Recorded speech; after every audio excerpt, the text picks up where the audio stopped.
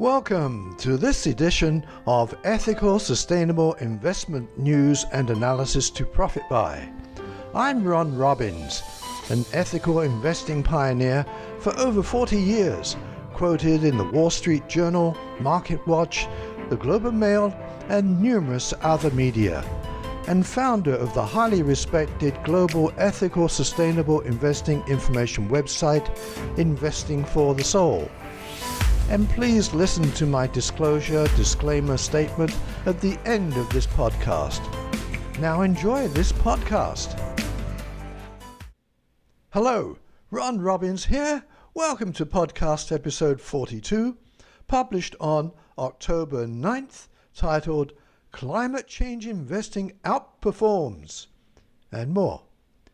And presented by Investing for the Soul. Investingforthesoul.com is your site for vital global ethical and sustainable investing news, commentary, information, and resources.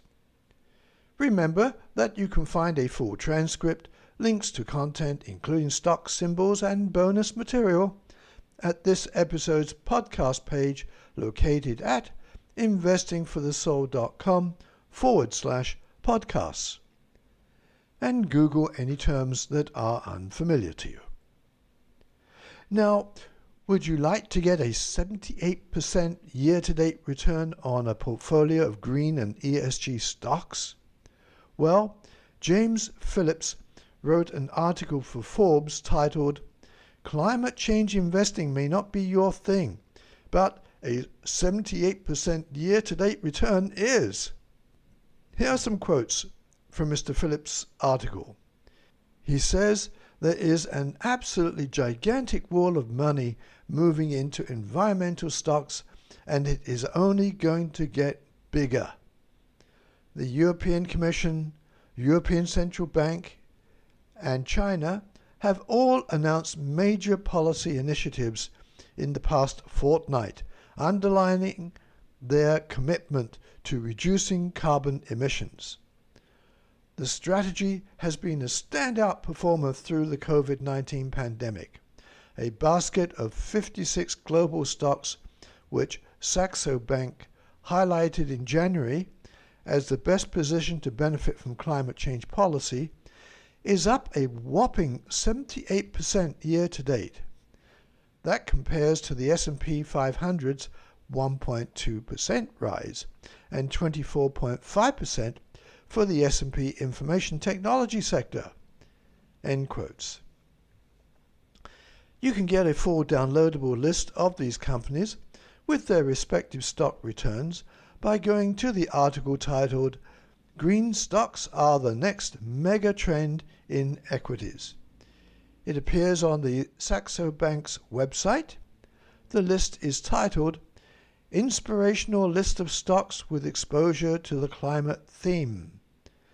You can also get the direct link from this podcast's page located at investingforthesoul.com/podcasts and scroll down to this episode. Continuing on the climate change investing theme is an article titled 3 Top Renewable Energy Stocks to Buy in October. I found it on NASDAQ.com, though it was written for the Motley Fool site. Each recommendation is by a different analyst. I'll first mention the analyst's name, followed by the stock they recommend, and a few quotes from them about that stock. Quote 1. Travis Hoyam recommends SunPower. Customers can go on its website and get a solar design in less than a minute, replacing costly door-to-door sales that have long driven the industry's sales. SunPower then provides those leads to local partners who use SunPower-provided solar panels, monitoring, and racking for their solar installation. Long-term, working these smaller, more nimble installers and leveraging digital sales should lead to better pricing and a higher market share for SunPower in residential solar. Commercial solar is another big market and SunPower is the #1 provider in the US. It designs solar systems for large industrial rooftops and adds monitoring and in some cases energy storage. This isn't a high-margin business yet, but if SunPower can reduce costs, it could make commercial solar into a big and profitable business with a $3.5 billion pipeline and $400 million of contracted backlog. Given the growth potential for solar in the US, investors should be excited about this business disrupting the market long term. 2. Howard Smith likes Nextera Energy. Long-term investing is the right way to grow wealth. But if short-term concerns are keeping you up at night, an investment that might fit your needs is Nextera Energy. It's easy to pick Nextera as a winner in the race to renewable energy production. Its subsidiary, Nextera Energy Resources, along with its affiliates, is the world's largest generator of wind and solar power. Nextera recently increased its near-term growth expectations, saying earnings for 2021 will be higher than its previous guidance, and extended its 6 to 8% annual growth expectations through 2023. It also announced a 4-for-1 stock split, as its shares have significantly outperformed the S&P 500 over the past several years. Along with that growth, however, comes a more stable electric utility business. Nextera owns Florida Power and Light, the largest regulated electric utility in the US by retail megawatt-hour sales, as well as Gulf Power, which serves the northwestern part of Florida. Though Nextera's dividend yield is lower than typical utilities at about 2%, it balances that with its growth in renewables. So if you want to get into renewables ahead of the election, Nextera Energy might be the right stock for you. Regardless of politics, this business will continue its growth strategy and is anchored with an electric utility to weather any ups and downs that may come from legislative policy direction. 3. Jason Hall recommends Algonquin Power and Utilities. There's a wonderful company based just north of the border in Canada, Algonquin Power and Utilities. That looks worth buying right now. What makes Algonquin appealing? Like Nextera, it operates both regulated utilities and a non-regulated business selling wholesale power, called Liberty Power, and has focused heavily on developing renewable power assets. These include wind and solar, as well as using wood pellets made from waste wood instead of coal and natural gas in some of its older facilities. But I think Algonquin is in a better position to turn the growth of its unregulated renewable power business into outsized returns for investors. Algonquin generated $1.6 billion in revenue over the past year, less than 10% of next year's $19 billion in revenue. Moreover, Algonquin just looks cheap right now, trading for about 15 times trailing earnings, while its dividend yield of 4% at recent prices is also very attractive. And since implementing a dividend in 2012, the payout has increased 126%. Better yet, the payout ratio, the percent of earnings it pays in dividends, is below 50%, meaning it's both secure and there's room to continue growing the dividend along with earnings in the years to come. Whether you already own Nextera or not, or are just looking for another clean utility to own, Algonquin should be high on your list. At recent prices, it's worth buying now. End quotes.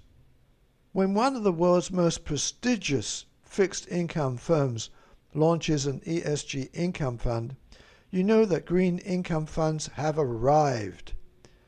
The announcement of the fund came in a press release titled, Pimco launches Pimco ESG Income Fund. Here are some quotes from the press release concerning the fund.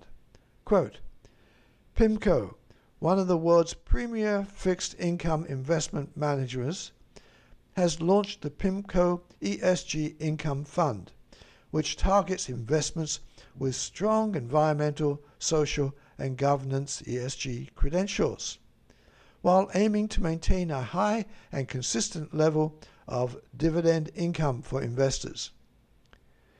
Pimco's ESG fund offerings include the Total Return ESG Fund, the Enhanced Short Maturity Active ESG Exchange Traded Fund, and the Climate Bond Fund. Like other products in the income suite, the Pimco ESG Income Fund pursues a global, multi-sector, and flexible approach, but is uniquely dedicated to ESG-related investments for those who want to pursue income from more sustainable sources. Pimco has been investing in socially responsible investments since 1989 and launched its first ESG dedicated funds in 2017. Pimco's sustainable assets under management have grown to $157 billion as of August 31st, 2020. End quotes. Continuing in the fixed income space is yet another new ESG bond fund, the Vanguard ESG US Corporate Bond ETF. Based on a press release, here are some key quotes. The fund provides investors access to the US corporate bond market and expands Vanguard's current index and actively managed ESG offerings. Vanguard ESG US Corporate Bond ETF seeks to track the performance of Bloomberg Barclays MSCI US Corporate SRI Select Index and is listed on the Chicago Board Options Exchange with a low expense ratio of 0.12%.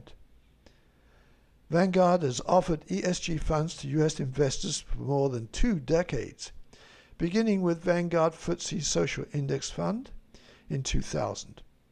In recent years, Vanguard has broadened its equity ESG lineup with the addition of 2 ETFs, Vanguard ESG US Stock ETF and Vanguard ESG International Stock ETF, and an actively managed offering, Vanguard Global ESG Select Stock Fund.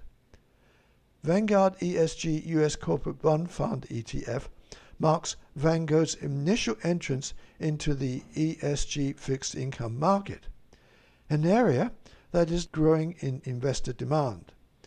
U.S. investor assets in ESG fixed income mutual funds and ETFs doubled in 2019 to US $850 million and today stands at US $1.8 billion.